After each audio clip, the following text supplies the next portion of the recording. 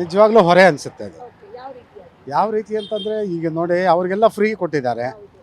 ಜೊತೆಗೆ ನಿನ್ನೆ ಪೇಪರಲ್ಲಿ ತೋರಿಸ್ತಿದ್ದಾರೆ 2,000 ರೂಪಾಯಿಗೆ BTSನವ್ರಿಗೆ KSRTCನವ್ರಿಗೆ ಹೊರೆ ಆಗಿದೆ. 2,000 ರೂಪಾಯಿ 2,000 ಕೋಟಿ ಸಾಲ ತಗೋತಾರೆ. ಸಾಲ ತೊಗೊತಾ ಇದ್ದಾರೆ. ಯಾರು ಇದನ್ನೆಲ್ಲ ಕಟ್ಟೋದು ಯಾರು?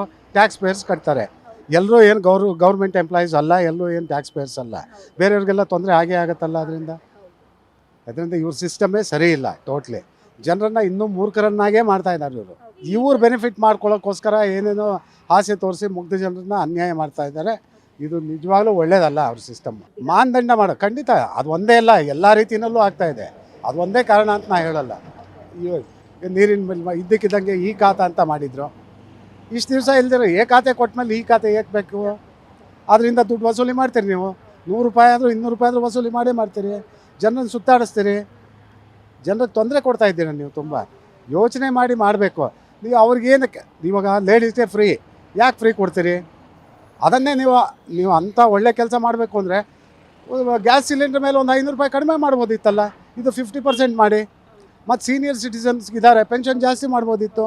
ಆ ಪೆನ್ಷನ್ನೇ ಸರಿಯಾಗಿ ಕೊಡ್ತಿಲ್ಲ ಹಳಬರಿಗಿನ್ನು.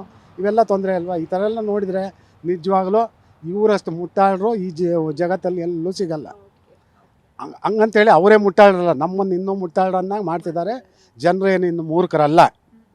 ಪಾರ್ಟಿ ಯಾವುದಾದ್ರೂ ಆಗಿರಲಿ, ನೀವು ಮಾಡೋದು ಒಳ್ಳೆ ಕೆಲಸ ಮಾಡಿದ್ರೆ ಜನ ಎನ್ಕರೇಜ್ ಮಾಡ್ತಾರೆ.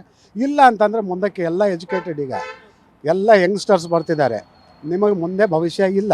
ಆಟೋಗೆ ಎಷ್ಟು ಕೊಡಬೇಕಾಗ್ತದೆ? ಆಟೋದು ಡಬ್ಬ ವಸೂಲು ಮಾಡ್ತಾರೆ ಬಾಯ್ದು ಮಂದಿಗೆ. ಮೀಟರ್ ಸರಿ ಇರೋದಿಲ್ಲ ಅವ್ರದ್ದು. 10% ಇದು ಮಾಡಿರ್ತಾರೆ ಫಸ್ಟಿಗೆ. ಆದಮೇಲೆ ಕರ್ದಲ್ಲಿ ಬರೋದೆಲ್ಲ ಪ್ರಾಬ್ಲಮ್ ಮಾಡ್ತಾರೆ. ಬಸ್ ರೇಟ್ ಹೆಚ್ಚು ಮಾಡಿದ್ರೆ ಸರ್ಕಾರ ಸ್ವಲ್ಪ ಕೆಲಸ ಮಾಡ್ಲಿಕ್ಕೆ ಆಗ್ತಿದ್ರೆ ಮಾಡ್ಲಿಕ್ಕೆ ಆಗೋದಿಲ್ಲ. I am not favour of any party. I am the problem. ಕಂಡಕ್ಟರ್ಗೆಲ್ಲ ಸಂಬಳ ಕೊಡದೆ 2 ತಿಂಗಳಾಯ್ತಂತೆ, ಕೊಟ್ಟಿಲ್ಲ ಅವರು.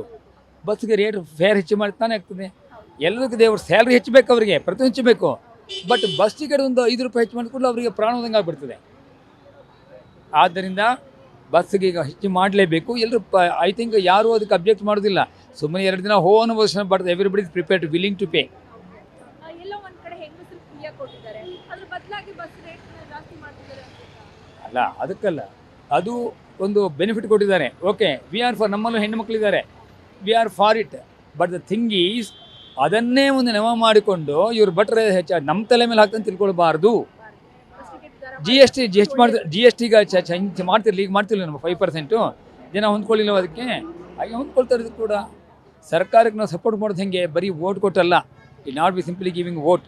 ಇಟ್ ಇಸ್ ಓನ್ಲಿ ಅವರ ಒಳ್ಳೆ ಕೆಲಸಗಳಿಗೆ ಎಲ್ಲಿ ನ್ಯೂನತೆಗಳಲ್ಲಿ ನಾವು ಕೊಡೋರಿಗೆ ವಿ ಟ್ರೈ ಟು ಸಪೋರ್ಟ್. ಒಬ್ಬೊಬ್ಬರು ಒಂದು 5 ರೂಪಾಯಿ ಎಕ್ಸ್ಟ್ರಾ ಒಂದು ದಿನ ಕೊಡ್ತಾರೆ ಅಂತ ಮಾಡಿ, it comes in crores. Yes, ಕೇಳಿದ್ರಲ್ಲ ವೀಕ್ಷಕರೇ, ಒಂದಿಷ್ಟು ಜನ ಏನ್ ಹೇಳ್ತಾರೆ ಅಂತಂದ್ರೆ ಬಸ್ ಟಿಕೆಟ್ ದರ ಏರಿಕೆ ಮಾಡೋದ್ರಿಂದ ಜನರಿಗೆ ಆ ರೀತಿಯಾದ ಯಾವುದೇ ರೀತಿಯ ಸಮಸ್ಯೆ ಆಗೋದಿಲ್ಲ. ಯಾಕೆ ಅಂತಂದ್ರೆ ಹೆಂಗಸರಿಗೆ ಬಸ್ ಟಿಕೆಟ್ ಫ್ರೀ ಕೊಡ್ತಾ ಇದ್ದಾರೆ. ಹಾಗಾಗಿ ಟಿಕೆಟ್ ದರ ಏರಿಕೆ ಮಾಡೋದ್ರಿಂದ ಸರ್ಕಾರದ ಹೊರೆ ಕೂಡ ಕಡಿಮೆ ಆಗತ್ತೆ. ಅದರಿಂದ ಆ ಹಣದಿಂದ ಸರ್ಕಾರ ನಮ್ಮನ್ನ ಅಭಿವೃದ್ಧಿಯನ್ನ ಮಾಡ್ತಾರೆ. ಆ ಹಣ ಅದಕ್ಕೆ ಬಳಕೆ ಆಗುತ್ತೆ ಅನ್ನೋದು ಒಂದಿಷ್ಟು ಜನರ ಅಭಿಪ್ರಾಯ ಆಗಿದೆ. ಇನ್ನೊಂದಿಷ್ಟು ಜನರು ಏನ್ ಹೇಳ್ತಾರೆ ಅಂತಂದ್ರೆ ಗ್ಯಾರಂಟಿ ಯೋಜನೆಗಳಿಂದ ಅಥವಾ ಫ್ರೀ ಬಸ್ ಟಿಕೆಟ್ ಏನ್ ಕೊಡ್ತಾ ಇದ್ದಾರೆ ಇದರಿಂದನೇ ಸಮಸ್ಯೆ ಆಗ್ತಾ ಇದೆ. ಪ್ರತಿ ಒಂದರ ಬೆಲೆ ಏರಿಕೆ ಆಗ್ತಾ ಇದೆ. ಅದ್ರ ಜೊತೆಯಲ್ಲಿ ಬಸ್ ಟಿಕೆಟ್ ದರ ಕೂಡ ಏರಿಕೆ ಮಾಡೋದ್ರಿಂದ ಬೇರೆ ಬೇರೆ ಊರುಗಳಿಗೆ ಪ್ರಯಾಣ ಮಾಡೋರಿಗೆ ಸಮಸ್ಯೆ ಆಗುತ್ತೆ ಅನ್ನೋದು ಒಂದಿಷ್ಟು ಜನರ ಅಭಿಪ್ರಾಯ ಆಗಿದೆ. ಇದಾಗಿತ್ತು ಈ ಹೊತ್ತಿನ ವಿಶೇಷ ಸುದ್ದಿ. ಇನ್ನಷ್ಟು ಸುದ್ದಿಗಾಗಿ ನೋಡ್ತಾ ಇರಿ ಗ್ಯಾರಂಟಿ ನ್ಯೂಸ್. ಕ್ಯಾಮ್ರಾಮನ್ ಪೃಥ್ವಿ ಜೊತೆ ಶಮಿ ಶೆಟ್ಟಿ. ಗ್ಯಾರಂಟಿ ನ್ಯೂಸ್, ಸುದ್ದಿ ಖಚಿತ, ನ್ಯಾಯ ನಿಶ್ಚಿತ.